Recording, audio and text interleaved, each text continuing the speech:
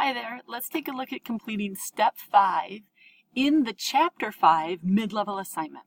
So I'm going to pull up the instructions here on the screen, and in step 5 we're going to use the subtotal feature to calculate the average of selling price, the field name selling price, the field name percentage of asking price, and the field called days on market. So we're going to calculate the average of those three fields by city.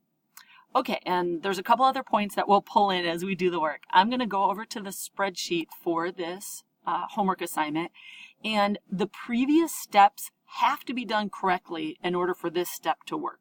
All right, so my data is ready. Under the Data tab, I'm going to click the Outline Group and the Subtotal command.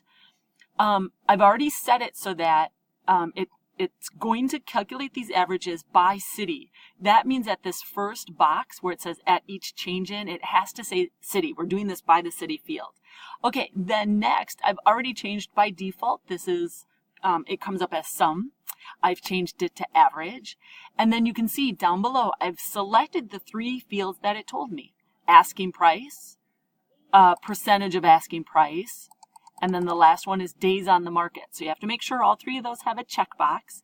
Make sure that summary data below is check marked because it says it in the instructions a little later on. And then go ahead and click OK. Let that cook away. And then the next thing that we have to do is once the subtotals come up for you, it says